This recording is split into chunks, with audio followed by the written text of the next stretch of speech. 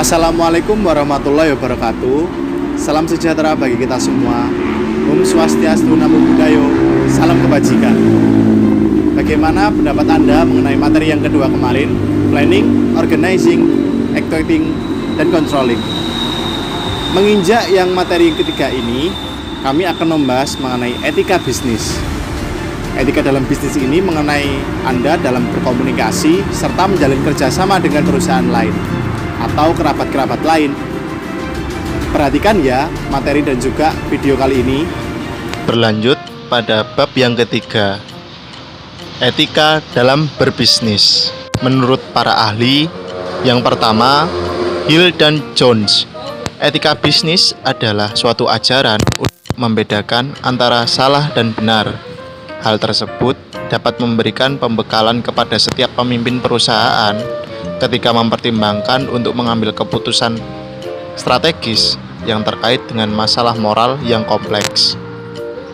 Kedua, Velasquez, etika bisnis adalah studi yang dikhususkan mengenai moral yang benar dan salah. Studi ini berkonsentrasi pada standar moral sebagaimana diterapkan dalam kebijakan, institusi, dan perilaku bisnis. Yang ketiga, Josephus, wilayah penerapan prinsip-prinsip moral umum pada wilayah tindak manusia di bidang ekonomi, khususnya bisnis. Jadi, secara hakiki, sasaran etika bisnis adalah perilaku moral pebisnis yang berkegiatan ekonomi. Yang keempat, Stede et al., standar etika yang berkaitan dengan tujuan dan cara membuat keputusan bisnis. Tujuan etika dalam berbisnis. Etika bisnis sangat dibutuhkan oleh semua pengusaha baru maupun pengusaha yang sudah lama terjun di dunia bisnis. Dengan tujuan bagi pengusaha adalah untuk mendorong kesadaran moral dan memberikan batasan-batasan bagi para pengusaha atau pelaku bisnis untuk menjalankan good business dan tidak melakukan dirty business. Yang selanjutnya beberapa contoh etika bisnis. Yang pertama, menggunakan bahasa yang baik. Dalam pemilihan bahasa juga perlu diperhatikan. Hindari menggunakan kata yang kasar, mengandung unsur sara, dan obrolan-obrolan yang bersifat pribadi. Bahasa apapun yang digunakan dalam berkomunikasi, sebaiknya gunakan bahasa yang positif dan jauhi kata-kata atau istilah kasar.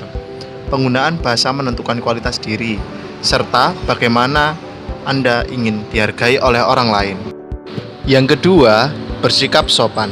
Agar mendapat kesan yang baik kepada rekan bisnis Anda, usahakan bersikap sopan dan santun. Kesan pertama ini nantinya akan selalu diingat oleh rekan bisnis Anda. Jika pertama sudah jelek, maka kelanjutannya tidak akan lebih baik. Contoh yang ketiga, yaitu bersikap dewasa. Anda perlu menjauhkan sikap kekanak-kanakan dan tidak mengedepankan ego diri sendiri. Anda harus berpikir panjang karena bisnis yang baik adalah bisnis yang bisa berkembang secara terus-menerus. Yang keempat, bertingkah laku baik. Bertingkah laku menjadi salah satu etika yang paling diperhatikan. Bersikaplah kepada semua orang yang Anda temui dan jagalah sikap baik tersebut secara konsisten. Selanjutnya, pentingnya menerapkan etika dalam bisnis dan keseharian. Etika bisnis memberikan banyak manfaat positif dalam jangka waktu pendek dan panjang bagi perusahaan. Kalau Anda sudah terbiasa menerapkan etika dalam keseharian, tentu tidak sulit untuk menerapkannya dalam berbisnis. Kuncinya adalah jangan sampai kegiatan bisnis Anda mengganggu kegiatan bisnis yang lain. Itu tadi pemaparan mengenai bab yang ketiga. Semoga bermanfaat ya. Itu tadi materi yang ketiga mengenai etika dalam bisnis. Semoga video kali ini dapat bermanfaat bagi Anda, serta pembelajaran komunikasi dalam bisnis Anda dapat bermanfaat dan juga membangun usaha yang baik. Sampai jumpa.